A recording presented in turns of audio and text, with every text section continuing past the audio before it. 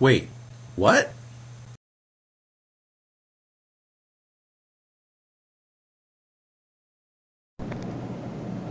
Hello there. Today we're going to do a little something different. I've got a few things on the agenda here. First of all, I'd like to thank Maximum RD for his, first of all, a free plug because I did a video response to him. And also I had corresponded with him a little bit on some advice to hopefully improve some of my YouTube video, the quality of the YouTube videos that you get from me. So I tried to at least use some of that advice that he had and some of the information he gave me to hopefully pull this together into a first test of me trying some of those techniques out. What we're going to do today for this video is I'm going to demonstrate the DS spinner I got for Christmas. Thank you again, Kelbaka, from the Atari Age Secret Santa list. And one of the users on the forum had asked me the question of, well, does it work on the old version of the DS and the new version? And it doesn't fit at all in the DSi because there's no Game Boy Advance cart spot. There's no cartridge port for the Game Boy Advance, and this is what it relies on to actually function. So I'm going to do some quick demos of that, and then I'm actually going to disassemble this guy and do some light surgery, and we'll see how it all goes.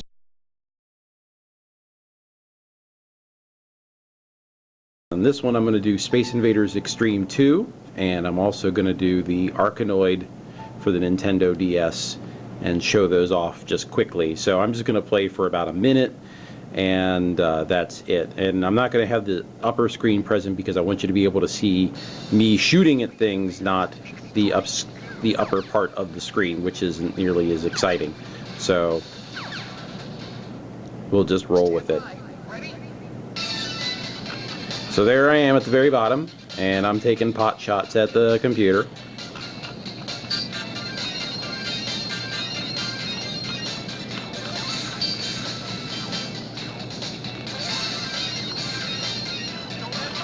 So as you can see, what is nice about using the spinner is it is very responsive in terms of being able to just knock back and forth.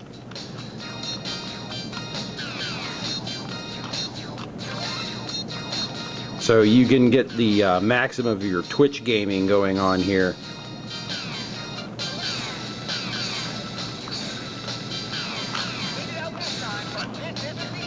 It's fever time! Woo! Braxton the bong! Okay, good enough.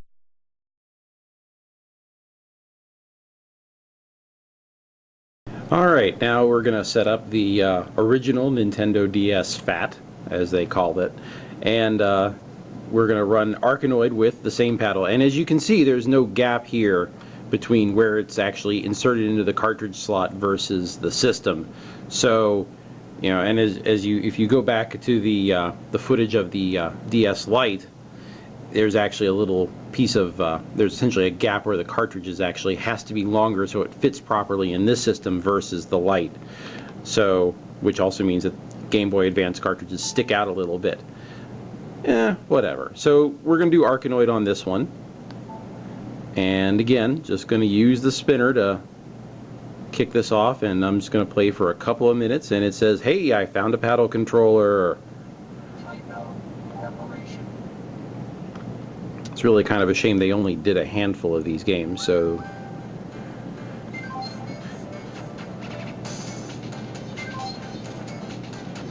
and again, not going to bother with the upper screen because you probably don't need to care that much. I'm here to show you the paddle, not me being able to play this game.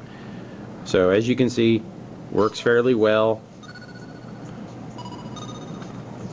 and I can definitely twitch pretty readily.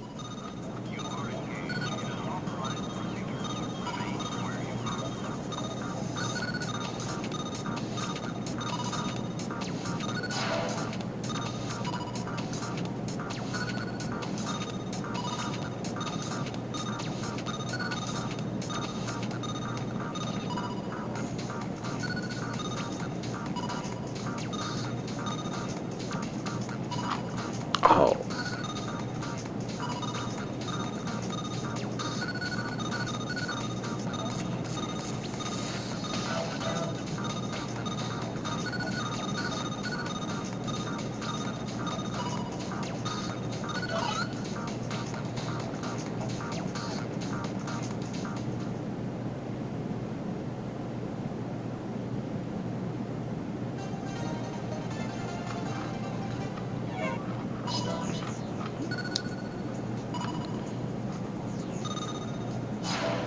So as you can see, this is a nice step up versus using the stylus or the D-pad, which is the other ways you can control these games. So anyway, that's it for this piece of the demo.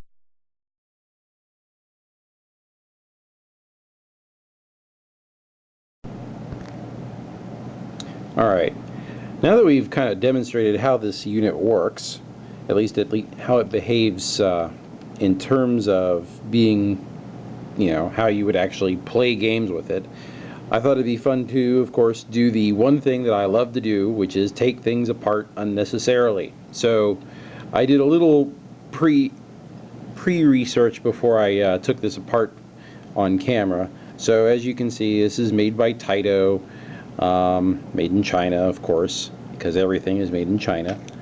And inside is a little fancy-dancy gear system, and there's a little washer that goes right there.